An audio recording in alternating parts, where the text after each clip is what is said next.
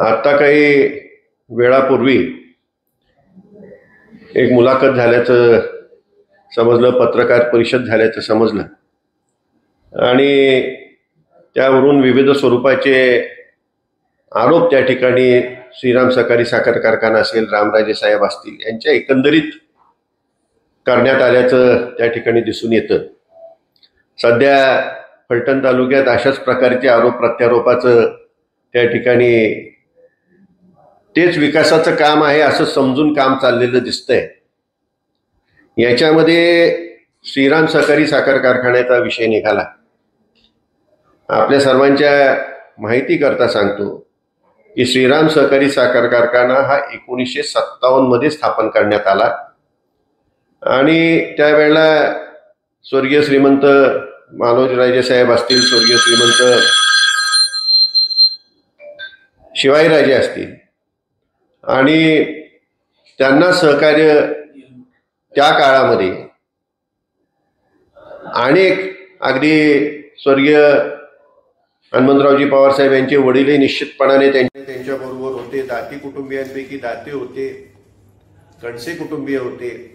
असे अनेक त्यांना जे सहकार्य त्यावेळेला शेष गोळा करण्यामध्ये त्या ठिकाणी होते आणि त्यानंतर तो कारखाना चालू झाला आणि अत्यंत उत्तमपैकी हा महाराष्ट्रातला कारखाना श्रीमंत शिवाजीराजे साहेब यांच्या नेतृत्वाखाली चाललेला आपल्याला दिसून येतो. नंतरच्या काळात काय काय घडलं त्यामध्ये मी जाऊ इच्छित नाही, परंतु याच्यामध्ये एक मात्र निश्चित मी आपल्याला सांगू इच्छितो की श्रीराम सहकारी साखर कारखान्यामध्ये स्वर्गीय श्रीमंत दादाराजे हे 72 साली आले. कारखान्याची निर्मिती झाली त्यावेळेला ते फलटण तालुक्यामध्ये आलेलेच नव्हते.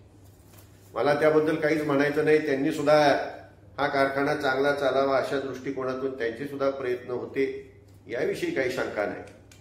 परंतु या कारखान्यामध्ये अडचणी आल्यानंतर, कारखाना बंद पडल्यानंतर तो कारखाना हा आपण चालवलाच पाहिजे या भूमिकेमधून तालुक्याचं नेतृत्व करत असताना तालुक्यातल्या संस्था ह्या चांगल्यापैकी चालल्या पाहिजे, ज्यांच्याकरता संस्था आहेत त्यांचा त्यातून फायदा झाला पाहिजे या उद्देशाने श्रीमंत रामराजे साहेबांच्या नेतृत्वाच्या माध्यमातून हा कारखाना पुन्हा सुरू करण्याचा निर्णय घेण्यात आला. आणि अगदी मी अनेकदा बोललोय, आत्ताही सांगतो की त्यावेळेला आम्हाला असं सांगण्यात आलं होतं की आता हा कारखाना तुम्ही घेतलाय, परंतु हा चालवणं अत्यंत कठीण आहे. कारखाना एका बाजूला गाळप क्षमता 2500ची कागदावर आहे, प्रत्यक्षात तो 1700-1800 सुद्धा गाळत नाही. आणि हा कारखाना एकंदरीत असलेली देणी विचारात करता हा बाहेर येणं अत्यंत अडचणीचं आहे. हा अवसायनात काढा आणि त्यानंतर घेऊन मग पुन्हा हा कसा चालवायचा त्याचा विचार करा. अशा प्रकारचे अनेकांनी सल्ले दिले, काही चांगल्या मोठ्या नेत्यांनी असे सल्ले दिले. परंतु आजोबांनी काढलेला कारखाना, शिवाजीराजांनी काढलेला कारखाना आपण अवसायनात काढायचा हे काही रामरायांच्या मनाला पटलं नाही आणि त्यातून हा कारखाना कसा चालवायचा हा दृष्टिकोन हे मनाशी ठरवून त्या ठिकाणी जवाहर सहकारी साखर कारखान्याबरोबर हा चालवण्याचा निर्णय झाला. त्याच्यापूर्वी सुद्धा अनेक जण हा कारखाना चालवण्याच्या दृष्टिकोनातून येऊन गेले होते, परंतु प्राप्त परिस्थिती असणारी मशिनरी, डिस्टलरीची तर परिस्थिती एवढी गंभीर होती की डिस्टलरीमध्ये एखाद्या जिन्यावर चढायचा प्रयत्न केला तर तो जिना खाली येतोय का काय, पाय खाली जातोय का काय, एवढी वाईट त्या ठिकाणी परिस्थिती होती आणि ह्यातून आपल्याला मार्ग काढायचा होता. मला वाटतं मुंबईमध्ये कुठंतरी माननीय प्रकाशरावजी आवाडे साहेब आणि रामराजे साहेब यांची भेट झाली आणि सहज बोलता बोलता हा विषय निघाला आणि त्यानंतर आदरणीय पवार साहेबांच्या पुढे हा विषय गेला, आदरणीय कलाप्पा अण्णा आवाडे यांच्या समोर हा विषय गेला आणि हा कारखाना पार्टनरशिप पद्धतीने चालवण्याचा निर्णय झाला. सहकारातली मला वाटतं ही पहिली पार्टनरशिप आणि त्यातून जवाहरनी हा कारखाना चालवण्याचा निर्णय घेतल्यानंतर त्या ठिकाणी त्यांनी काही इन्व्हेस्टमेंट चालू केली. जे काही 1800 होतं आमच्या काळामध्ये आम्ही थोडंफार त्यामध्ये जे आता मुलाखतीमध्ये सांगण्यात आलं की त्या ठिकाणी ठेवी गोळ्या केल्या होत्या, ठेवी गोळ्या केल्याच होत्या आम्ही स्वतः संचालकांनी सुद्धा त्या ठिकाणी पैसे मोठ्या प्रमाणात टाकले होते, परंतु श्रीमंत शिवरूपरायांनी ह्या ठेवींमध्ये किती भर घातली हे त्यांनाच विचारा. ते सुद्धा ह्या सर्व प्रक्रियेमध्ये होते, परंतु त्यांनी ठेवी लोकांनी आम्हाला दिल्या, ज्या वेळेला दिल्या, सर्वसामान्यांनी दिल्या. अगदी स्पष्ट सांगायचं तर आपल्या जवळच्या असंख्य कार्यकर्त्यांनी त्या ठिकाणी आपल्याला ठेवी दिल्या. सुदैवाने आम्ही त्यांना त्या ठेवी परत सुद्धा करू शकलो. परंतु आज जे बोलतात त्यांनी किती ठेव त्या ठिकाणी दिली? 1 रुपयाची सुद्धा त्यांनी ठेव त्या कारखान्याला त्या ठिकाणी सहकार्य करण्याच्या दृष्टीने त्या ठिकाणी काही केलेलं नाही. फक्त आता बरोबर असताना काही नाही आणि आता त्यांना त्यातले दोष दिसायला सुरुवात झाली. हा कारखाना जवारनी घेतल्यानंतर त्या ठिकाणी 2,500च्या पुढे आपण त्या ठिकाणी गाळप क्षमता केली. त्याच्यानंतर काही कालामध्येच आपण जवळपास 4,000च्या आसपास त्याची गाळप क्षमता केली आणि आज जवळपास 5,000च्या आसपास त्याची गाळप क्षमता झालेली आहे. आणि त्याकरता जो झालेला खर्च आहे तो आत्ताच्या घटकेला 83 कोटी खर्च हा श्रीराम जवारनी केलेला आहे.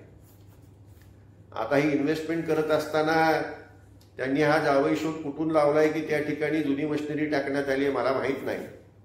परंतु ज्या वेळेला आपण एका कारखान्याची गाळप क्षमता वाढवत असतो त्या ठिकाणी विविध मशिनरी वाढवावी लागते. बॉयलर काही ठिकाणी काही जुने असलेले आपल्याला अपग्रेड करावे लागतात. त्या ठिकाणी टर्बाईन्स असतील त्या अपग्रेड कराव्या लागतात. आणि आतील जी मशिनरी आहे, आतील जी पाईपलाईन आहे, हे नवीन टाकल्याशिवाय पर्यायच नसतो. त्या ठिकाणी फक्त आपण मिल जो एक लोखंडी सांगाड आहे त्याचाच विचार आपण चांगल्या प्रकारची मिल नॅशनल हेवी आता कंपनी बंद झाली पण त्यांच्या मिल्स आजही सर्वात उत्तम मिल म्हणून ओळखल्या जातात, त्या घेता येऊ शकतात. याच्या पलीकडे अशी जुनी मशिनरी काही त्या ठिकाणी टाकून गाळप क्षमता वाढवून आणि ती 15 वर्ष 20 वर्ष ती चालवायची असं होऊ शकत नाही. आणि त्याला जो लागणारा खर्च आहे 83 कोटी जो खर्च आहे, माझं आव्हान आहे या 83 कोटी खर्च आहे हा 5,000 क्षमतेचा आहे.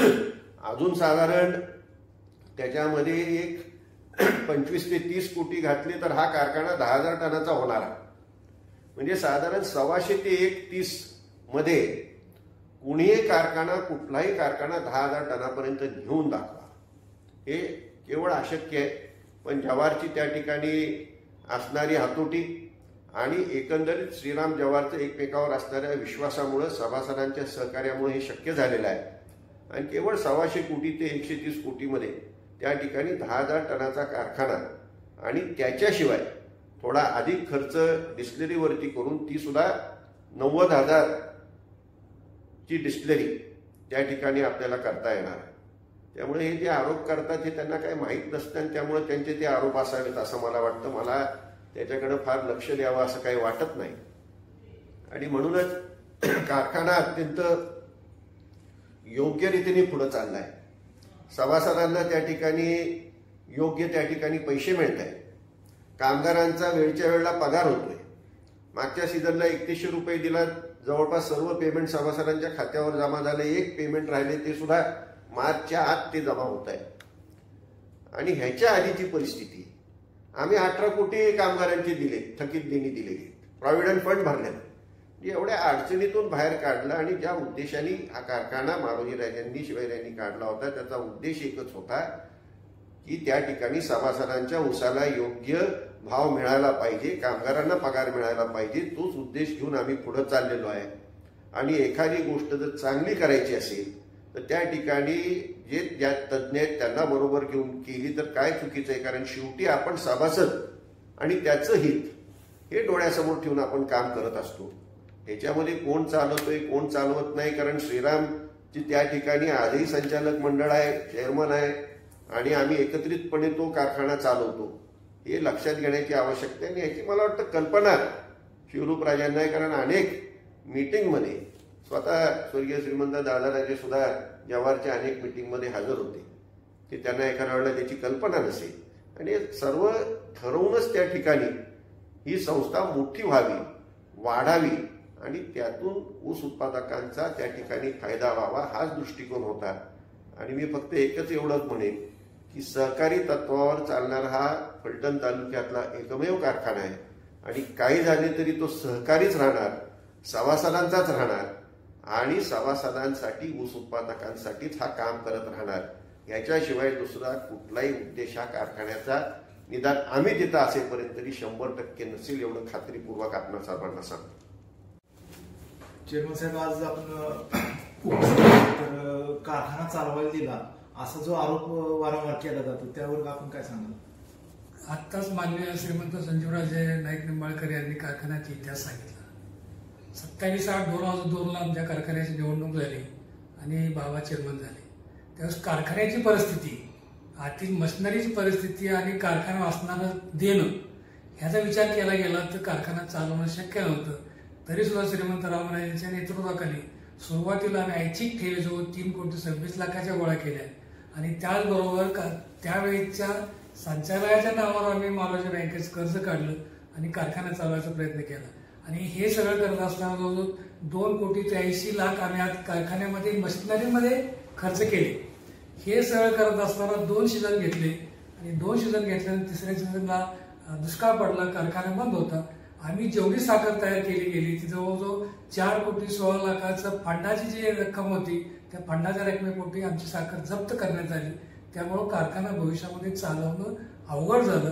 जे लोन होतं, आधी राज्य बँकेचे लोन असेल, काही बँकांची लोन होती, काही कारखान्याची लोन होती, ते आमची इतकी मागं लागली होती की नोटीसवर नोटीस येत होत्या आणि ते फेडायचे का कारखान्यामध्ये काय इन्व्हेस्टमेंट करायची ह्या मोठ्या अडचणीत होत्या. ज्यावेळेस कारखाना आपण चालवतो त्यावेळेस कारखान्यामध्ये आर्थिक खर्च आणि वाहतुकीचा खर्च जे असतात लोकांचा आणि त्याचप्रमाणे कामगारांचे पगार ह्या सगळ्या गोष्टी करणं शक्य नव्हतं. म्हणून श्रीमंत रामराजे असतील, बाबा असतील यांच्या माध्यमातून सगळ्यांनी विचार करून कारखाना चालवायला दिल्याशिवाय पर्याय नाही असा निर्णय पुढे आला आणि त्या पद्धतीने निर्णय होऊन माननीय श्री आवडे साहेबांच्याकडे हा कारखाना भागीदारी तत्वावर चालवायला देण्यात आलेला आहे.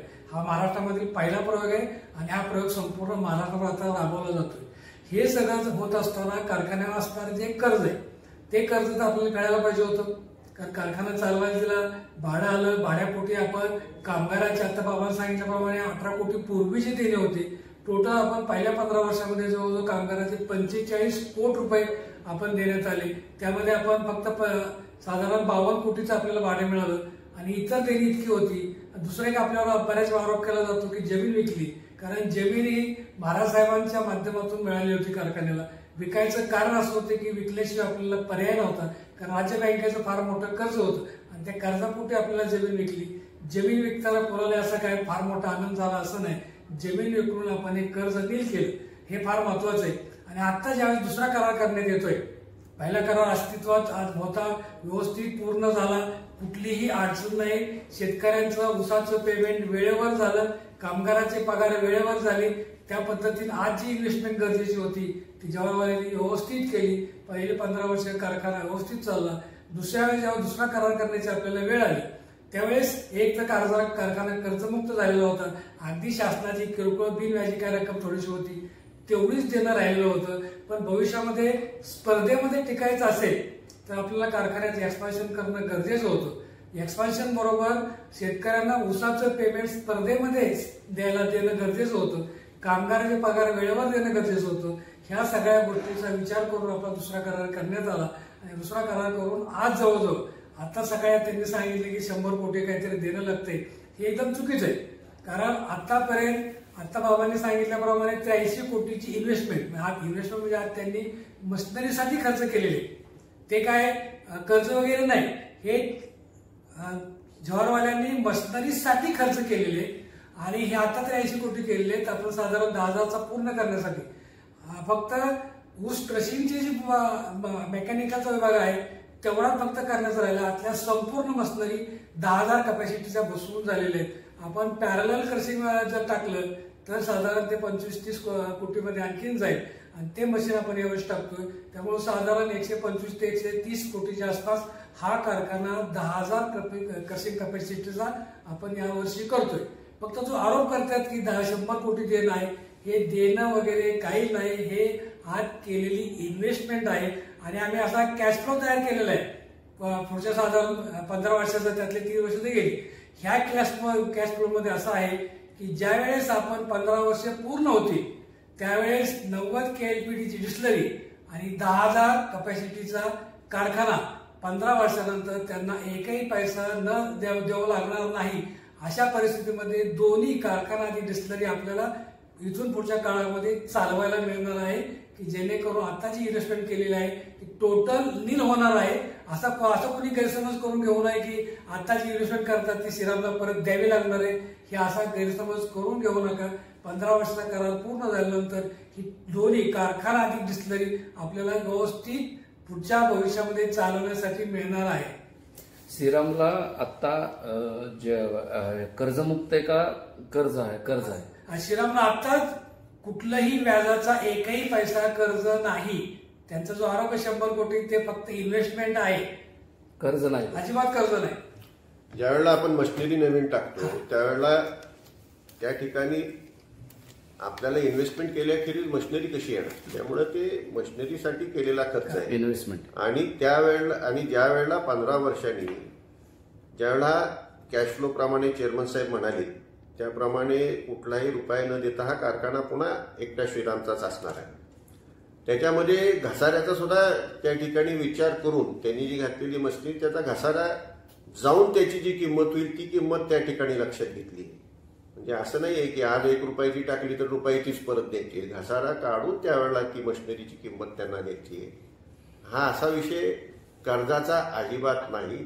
त्या ठिकाणी ते गैरसमज करून द्यायचा प्रयत्न आहे की इन्व्हेस्टमेंट जर केली नाही तर तुमचा त्या ठिकाणी क्रशिंग कसं वाढणार, इन्व्हेस्टमेंट केली तरच क्रशिंग वाढू शकतं आणि त्यानुसारच त्या ठिकाणी हा घेतलेला निर्णय आहे. आणि केवळ श्रीरामला स्वतःचे पैसे उभे करता येत नव्हते, परंतु श्रीराम जवाहरला पैसे उभे करता येतात हे लक्षात घेऊन त्या ठिकाणी अशा प्रकारचा निर्णय आपण जनरल बॉडीमध्ये मंजूर करून आपण पुढे गेलेलो. असं नाही की संचालक मंडळाने हा निर्णय घेतलाय, सर्व सभासदांनी सुद्धा हा निर्णय मान्य केलाय आणि मान्य केल्यानंतरच आपण पुढे गेलेलो आहोत. आणि त्यामुळे आज काय दिसतं चित्र, शेतकऱ्यांना जो काही ऊस उत्पादक आहे त्याला स्पर्धात्मक दर मिळतोय, कामगारांचे पगार वेळेवर होत आहेत, बोनस वेळेवर होतोय, त्या ठिकाणी तोडणी वाहतुकीची यंत्रणा आहे तिचे पैसे वेळेवर मिळत आहेत आणि एक चांगल्या प्रकारचं युनिट त्या ठिकाणी तयार होताना आपल्याला दिसून येत आहे. केलेलं आहे की श्रीराममध्ये जुनी मशिनरी बसवली तर त्याची काय तपासणी होती का, म्हणजे त्याची क्षमतेची, त्या मशिनरीची क्षमतेची? अगदी स्पष्ट सांगायचं झालं तर गेला संपूर्ण सीझनमध्येच त्याची टेस्ट झाली असं समजा. कारण संपूर्ण सीझनमध्ये आपण जवळपास 5,000 गाळप करू शकतो असं आपण सिद्ध केलेलं आहे. आणि तुम्ही संपूर्ण सीझनचं जर त्या ठिकाणी रेकॉर्ड पाहिलं तर कारखाना अत्यंत स्मूथली संपूर्ण सीझनभर चाललाय. कुठेही एखाद्या ठिकाणी तुम्ही ज्या वेळेला गाळप क्षमता वाढवता अनेक अडचणी येत असतात, कुठल्याही प्रकारची अडचण न येता संपूर्ण सीझन अत्यंत स्मूथली चाललेलं आपल्याला दिसून येतं. यावरच आपण लक्षात घेण्याची आवश्यकता आहे की मशिनरी योग्यच आहे आणि योग्य मशिनरी योग्य किमतीमध्ये घेतलेली मशिनरी, कुठेही काही जादा भाव वगैरे लावण्याचा प्रयत्नच झालेला नाही आणि कमीत कमी खर्चामध्ये एवढी मोठी गाळप क्षमता त्या ठिकाणी निर्माण झालेली आपल्याला दिसून येते. आता त्या ठिकाणी आता चेअरमन साहेबांनी सांगितलं पॅरेलल मिल टँडम टाकले की 10,000 टनापर्यंत हा कारखाना जाऊ शकतो. म्हणजे केवळ आता 25-30 कोटीमध्ये हा 10,000 टनापर्यंत जाऊ शकतो. एवढ्या कमी खर्चामध्ये 10,000 टनाचा कारखाना त्या ठिकाणी निर्माण करणं अत्यंत कठीण निश्चितपणाने आहे. आणि म्हणूनच मी म्हटलं माझं आव्हान आहे की एवढ्या कमीत कमी खर्चामध्ये कुणीही 10,000 टनाचा कारखाना करून दाखवा. सचिन पाटील आणि शिवरामराजे खर्डेकर यांनी आरोप केलाय की आता जे राष्ट्रवादी काँग्रेस आणि रामराजे साहेबांचा काही संबंध नाही, याच्याबद्दल म्हणजे नेमकं आपल्याला काय वाटतंय?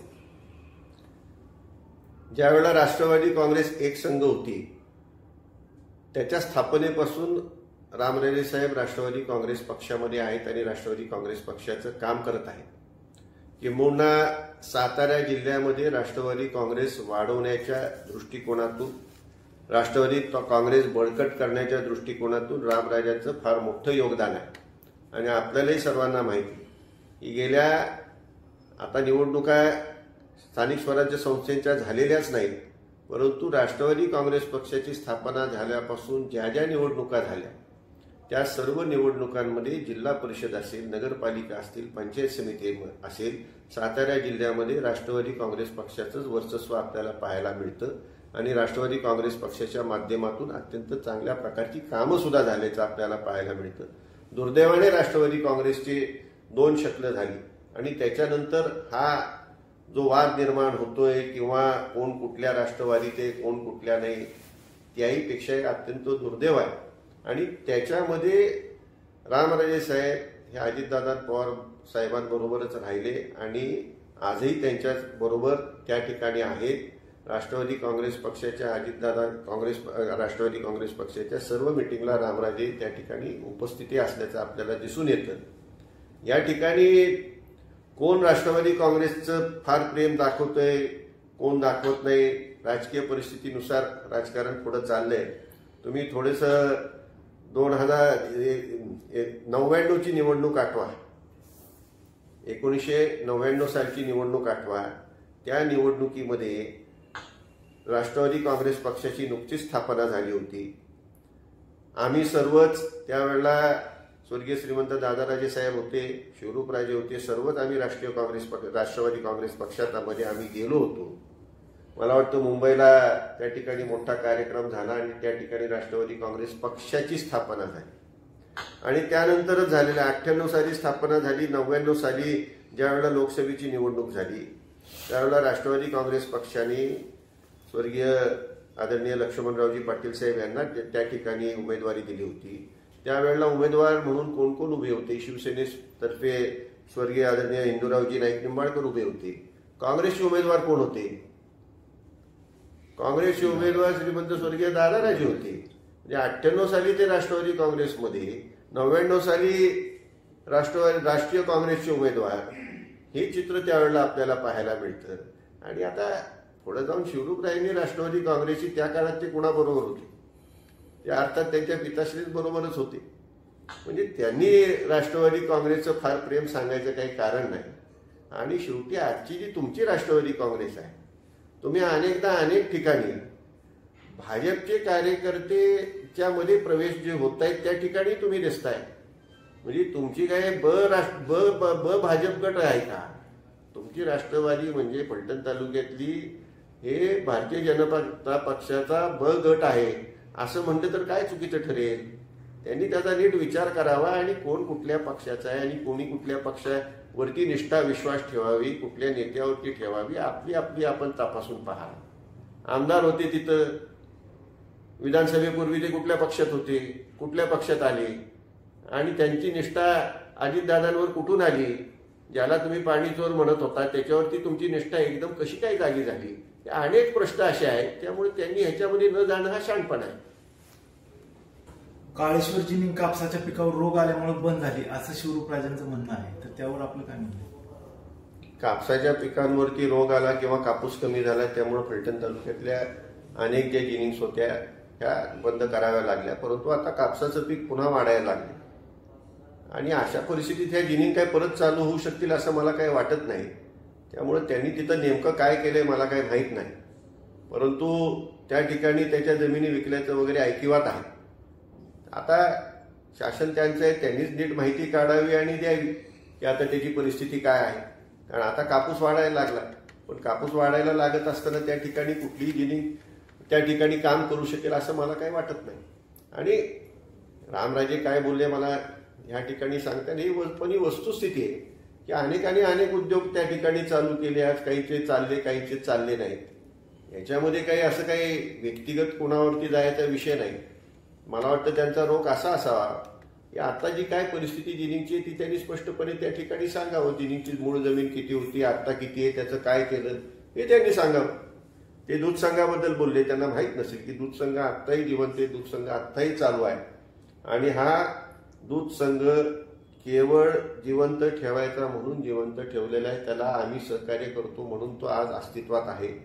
सहकारी तत्वावर चालणारे आज जेवढे काही त्या ठिकाणी दूध संघ असतील, तुम्ही जर सातारा जिल्ह्याचं उदाहरण घेतलं तर मला वाटतं कोयना आणि फलटण तालुका दूध संघ सोडून सगळे दूध संघ सहकारी तत्वावर चालणारे आज बंद आहेत. आणि हीच परिस्थिती संपूर्ण महाराष्ट्रामध्ये काही ठराविक अपवाद सोडल्यास त्या ठिकाणी सर्व दूध संघाच्या बाबतीत दिसून येते आणि मुख्यतः या दूध संघांचा असलेला महानंदाच आज त्या ठिकाणी अडचणीत असल्यामुळे हे दूध संघ चालणं कठीण आहे, कारण ह्यांचं दूध हे महानंदा घेत होतं. त्यांनी नीट त्याचा अभ्यास करून बोलावा असं मला वाटतं. आजच्या पत्रकार परिषदेमध्ये विरोधकांनी नीरा देवधरच्या पाण्यासंदर्भात जी वाच्यता केली आणि श्रीमंत रामराजे यांना PhD ही पदवी बहाल केली उपहासात्मक, त्याबद्दल आपलं काय मत आहे? उपहासात्मक त्यांनी PhDची डिग्री रामराजांना जर बहाल केली असेल तर माझं स्पष्ट म्हणणं आहे की कृष्णा खोऱ्याच्या स्थापनेपासून कृष्णा खोऱ्याच्या पाणी प्रश्नाबाबत संपूर्णपणे अत्यंत बारकाईचा अभ्यास असणारी अशी जर कुठली व्यक्ती असली तर ते श्रीमंत रामराजे. वास्तविक जर विचारलं तर ते 100% असं म्हणावं लागेल की रामराजे हे कृष्णा खोऱ्याच्या बाबतीत निश्चितपणे त्यांना PhD प्रदान करण्यात काहीही हरकत नाही, कारण त्यांचा तेवढा अभ्यास आहे. हे पाणी अडवणं गरजेचं होतं. त्याच्यामध्ये जवळपास 95 TMC पाणी महाराष्ट्रासाठी रामराजांनी आणि तत्कालीन त्यांना सहकार्य करत असणारे अपक्ष मंत्री स्वर्गीय संपतराव देशमुख साहेब यांच्या सर्वांच्या प्रयत्नामुळे ते शक्य झालं आणि हे पाणी अडवलं गेलं. ह्याचं खऱ्या अर्थाने श्रेय हे श्रीमंत रामराजांनाच जातं, याविषयी काही शंका. याबाबत जर फलटण तालुक्याचं उदाहरण घेतलं तर फलटण तालुक्याच्या कॅनॉलच्या वरच्या भागामध्ये सातत्याने दुष्काळी परिस्थिती होती. कोसळांशिवाय आपल्याला काही दिसत नव्हतं. त्या ठिकाणी आज आपल्याला ऊस दिसतो. त्या ठिकाणी दोन नवीन कारखाने त्या ठिकाणी आपल्याला दिसत आहेत. 2 नवीन साखर कारखाने त्या ठिकाणी आपल्याला दिसत आहेत. ते कशाच्या आधारावरती आहे तर डोंबलकवडीचं पाणी आलेलं आहे आणि त्याच्यामुळे ते कारखाने दिसत आहेत. नीरा देवघरचं पाणी आजही आपण नीरा उजव्या कालव्यातून आपण वापरतोय, त्यावर अनेक लिफ्ट स्कीम्स उभ्या आहेत, त्यामुळे त्या ठिकाणी ह्या सर्व ऊसाचं पीक दिसत आहे. हे आपल्याला लक्षात घेण्याची आवश्यकता आहे. याच्यामध्ये पुण्याला जी काही कालवा समितीची मीटिंग होती त्याच्यामध्ये नीरा उजव्या कालव्यातलं पाणी हे खालच्या काही लोकप्रतिनिधींनी मागितलं होतं उन्हाळ्यामध्ये देण्याच्या. तशा कुठल्याही प्रकारची हा कालवा झाल्यापासून तशाही कुठल्याही प्रकारची योजना नाही आणि तसं जर प्रघात पडला तर तो कायमस्वरूपी होईल आणि ह्या ठिकाणी अडचणी नीरा उजव्या कालव्यातल्या शेतकऱ्यांच्या अडचणी, ऊस उत्पादकांच्या अडचणी निर्माण होतील आणि त्यामुळं त्या ठिकाणी रामराजांनी हे पाणी देण्यात, ज्यांना योग्य नाही त्यांना देण्यात येऊ नये अशा प्रकारचं त्यांची त्या ठिकाणी त्यांची आणि असंख्य ऊस उत्पादकांची मागणी होती. हा झाला एक भाग. पण नीरा देवघर लाभ क्षेत्रामध्ये फलटण तालुक्यामध्ये मी अनेकदा सांगितलेलं आहे की 58% क्षेत्र लाभ क्षेत्रातलं भिजतं. त्या ठिकाणी जवळपास 42% क्षेत्र भिजायचं राहतं आणि पाईपलाईनद्वारे पाणी जे द्यायचं आहे त्यामुळं जे वाचणारं पाणी आहे ते फलटण तालुका, खंडाळा तालुका आणि माळशिरस तालुका ह्या ठिकाणीच ते आपल्याला द्यावं लागणार आहे.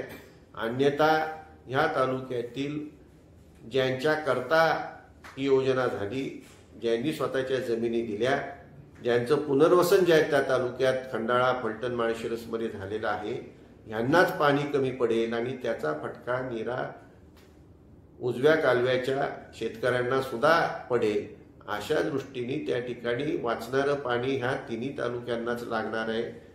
लाभक्षेत्राच लागणार आहे. ती इतरत्र देण्याचा कुणीही प्रयत्न करू नये एवढीच माझी ह्या ठिकाणी विनंती असेल. परवा राजाळेमध्ये अजित पवार यांच्या राष्ट्रवादीमध्ये श्रीमंत रामराजे यांच्या उपस्थितीमध्ये शेकडो कार्यकर्त्यांनी प्रवेश केला. मात्र त्यावेळेला माजी आमदार दीपक चव्हाण त्या कार्यक्रमाला उपस्थित होते. विरोधकांनी त्यांच्या उपस्थितीवरती शंका निर्माण केलेली. तर याबाबत तुम्हाला नेमकं काय वाटतंय?